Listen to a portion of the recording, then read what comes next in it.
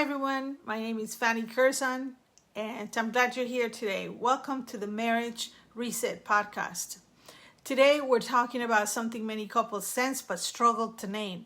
When a marriage doesn't need to end, but it needs a reset. Not a dramatic restart, not a threat, not an ultimatum, a reset. Because most marriages don't fall apart suddenly. They slowly drift quietly over time. They don't end with explosions, they end with distance. And if you're listening today, there's a good chance you're not asking, should we divorce? You're asking, why does this feel so hard when we're still here? That question matters. Before we go further, a quick note. This podcast is for educational and relational insight. It's not therapy, and it's not a substitute for professional care. I'll be sharing clinical perspectives and composite examples, not individual treatment. If something brings up strong emotion for you, please take care of yourself and reach out for appropriate support. Now let's begin. Most couples come into my office saying one of three things. We need help communicating, we're always fighting, or we don't fight anymore. We just feel disconnected. What's interesting is that those statements sound very different, but clinically they often point to the same underlying issue. It's not communication. It's not conflict, and it's not even the content of the arguments. It's that the marriage has been running on autopilot for too long. A marriage reset is needed when all strategies stop working, emotional safety erodes, and both partners are reacting instead of relating. Think of it like this. You don't reset a system because it's broken beyond repair. You reset it because it's overloaded. And marriages get overloaded all the time. How? With what? You say stress, kids, work, unspoken expectations, old wounds, unprocessed resentment. Over time, the system slows down. So how do you know when you've crossed that line from normal stress into reset territory? Let's talk about the signs couples often miss. Okay, when a marriage needs a reset, it looks like this. Sign number one, conversations become transactional. This is one of those earlier signs. Everything is about business. The marriage becomes functional, but not emotional. That part is absent. You talk about schedules, of course, responsibilities, problems, logistics, but not about each other. One couple described it this way. We're great business partners, terrible emotional partners. Another couple described it, we're just roommates. There was no anger, no screaming, just absence. And absence is harder to notice than conflict. Because absence is quiet. Conflict is yelling or raising voices. Sign number two. The same argument keeps repeating different topics, same emotional ending. You already know how it starts. You already know where it goes. And you already know it won't resolve. This tells me something important clinically. The argument is not the problem. The pattern is. When couples need a reset, they stop arguing about the present and start reenacting the past. Sign number three, emotional safety drops. This is huge. Emotional safety is the belief that I can be honest without being punished. I can express hurt without being dismissed. I can disagree without being abandoned. When safety drops, couples don't stop caring. They stop risking. A husband once said, It's not worth saying how I feel. It always turns into a fight. A wife once said, if I open my mouth, I'll either be blamed or ignored. That's not stubbornness. That's self-protection. Sign number 4. Loneliness inside the marriage. This is one of those most painful indicators.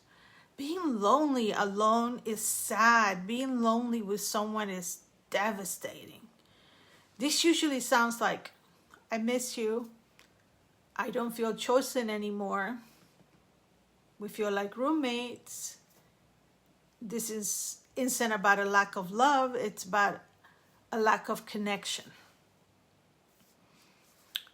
So if there are signs, why do so many couples wait so long to address them?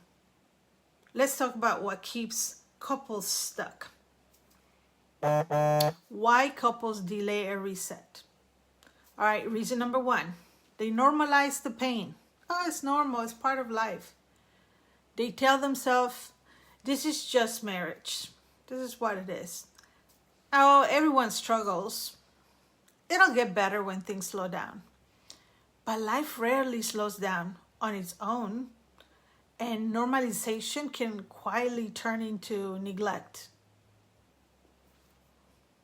Reason number 2, fear of what will resurface or what will surface. Many couples are afraid that if they look at the relationship, they'll uncover things they don't know how to fix. So they keep moving. But avoidance doesn't keep a marriage stable. It just keeps it unresolved. Reason 3, pride and comparison. They think other couples have it worse. We should be able to handle this. We're not that bad. A reset isn't about how bad things are. It's about how sustainable things are. Does that make sense? Now, let's slow down and move into something deeper, because this is where authority lives.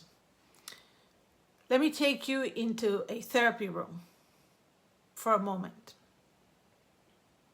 From the therapist's chair, if a couple like this were sitting in front of me, I would start by fixing communication. I'd be listening for patterns.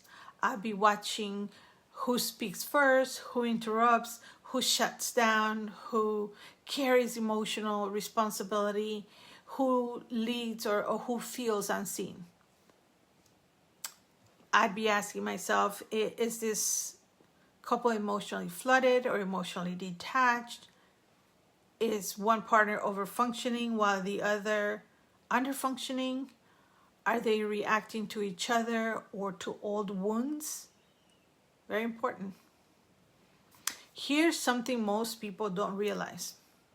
High conflict couples and emotionally distant couples are often dealing with the same issue, just experiencing it differently.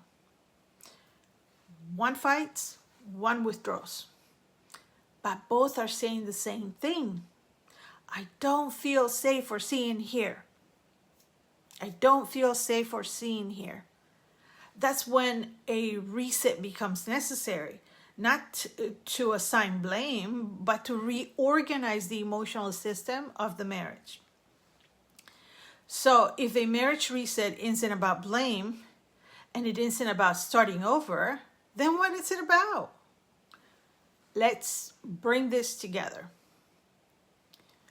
What a reset actually does. A healthy marriage reset does 3 things. 1, it interrupts the autopilot. Couples stop reacting and start reflecting. 2, it clarifies patterns. This is what keeps happening and why. 3, it builds emotional safety. Not perfectly, not instantly, but intentionally. A reset doesn't erase history. It organizes the present. If as you've been listening, you thought, it sounds familiar, this feels like us. We're not broken. We are stuck.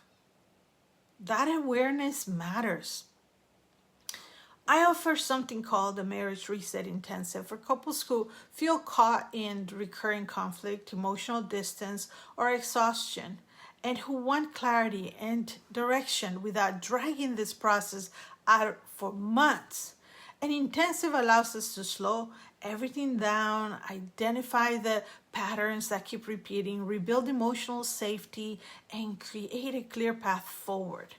You can learn more through the link in the show notes. In our next episode, we're going deeper into why couples stay stuck in the same conflict cycles, even when they love each other and are trying, because insight is important, but understanding patterns changes everything. Thanks for being here. And remember, sometimes love doesn't need more effort, it needs a reset.